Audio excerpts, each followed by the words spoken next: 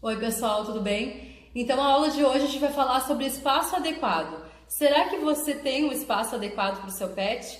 Nessas aulas a gente está falando basicamente de cães. Então eu vou conversar sobre o espaço adequado para cada tipo de cão. Por exemplo, a gente tem um cachorro pequeno, um Shih Tzu, um Lhasa, um Pinscher, um Yorkshire, sei lá. Esse cão ele vai ficar dentro de casa ou ele vai ter acesso à rua? Se ele ficar só dentro de casa, ok, desde que seja uma casa que tenha pelo menos duas peças, né? Que tenha um espaço mais adequado para ele brincar, porque não é só a questão de ambiente para ele dormir e ficar, ele precisa de alguma forma se exercitar. Se essa casa for pequena, mas tiver um pátio fechado, bem seguro, ok, já tá bom também, porque ele consegue sair para o pátio, brincar, correr e se exercitar. Se a gente estiver falando de um cão de tamanho maior, médio porte, tipo um Beagle, vamos lá, um Basset, um Cocker, ele precisa de um espaço um pouquinho maior. Então a casa deveria ter cômodos mais, né, de tamanho um pouco maior, tenha mais espaço para ele brincar, ou então, pelo menos também, um pátio que ele consiga correr, brincar, se exercitar. Cada pet tem o seu tipo de característica. Uns precisam de mais exercício, outros precisam de um pouco menos de exercício. Então, por isso, a importância sempre de falar com o veterinário antes de escolher a raça. E o mais importante de tudo nesse cuidado do espaço é a questão do cão de grande porte. Por quê? O cão de grande porte, além do espaço bom, né, de quantidade de metros quadrados disponíveis para ele ficar no dia a dia, ele precisa também de um pátio ainda maior para correr e se exercitar. Por que eu falo isso? Porque o cão grande, de porte grande, ele tem uma tendência ainda maior de desenvolver problemas articulares. Então não é interessante para esse pet de tamanho grande ele ter escadas para subir e descer, e muito menos ele ficar preso, fixo num espaço pequeno.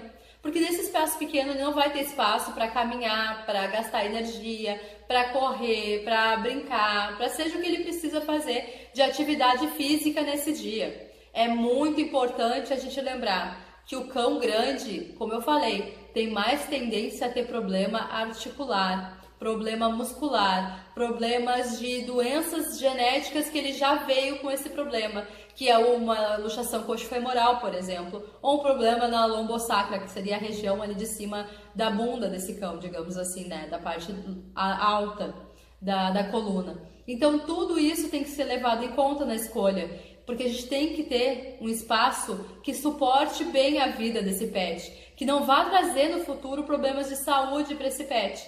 Eu vejo muitos casos de cães tamanho Golden Retriever, por exemplo, dentro de apartamento.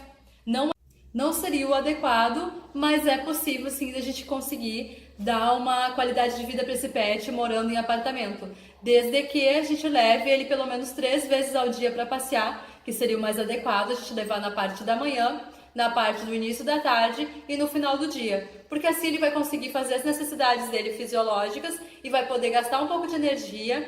E se a gente conseguir ainda proporcionar um exercício físico junto disso, tipo andar de bicicleta ou fazer uma caminhada mais longa, a gente vai trazer ainda mais qualidade de vida para esse pet, porque como eu falei, eles têm bastante tendência a ter problemas articulares, ósseos e musculares. Se você é uma pessoa muito ocupada, que trabalha o dia todo e não tem condição de horário para poder fazer isso com o seu pet, hoje em dia a gente tem várias opções. Uma opção seria trazer um profissional para dentro da sua casa, uma pessoa de confiança, que conseguisse fazer tudo isso com ele no lugar de você. Poderia ser um babysitter, né, de cães, que poderia ajudar até na questão da alimentação, administração de medicamentos, porque normalmente esses profissionais eles são formados em auxiliar de veterinária também, ia conseguir fazer essa parte toda e caminhar com seu pet. Ou ainda os dog walkers, que são aqueles profissionais que trabalham especificamente, né, trabalham fazendo o passeio desses pets no dia a dia para facilitar a vida dos proprietários. Além também dos adestradores, que quando a gente precisa fazer a parte de adestramento, ele já une a parte de adestramento com os passeios e consegue dar uma qualidade de vida ainda melhor para o seu pet, se esse for o caso de falta de tempo que você tem. Então é muito bom lembrar e fica de uma forma muito fácil de vocês entender, quase óbvia, que um pet, né, de tamanho grande, um grande porte, ele precisa de um espaço maior. Um pequeno porte, ele consegue viver bem num espaço um pouco mais restrito.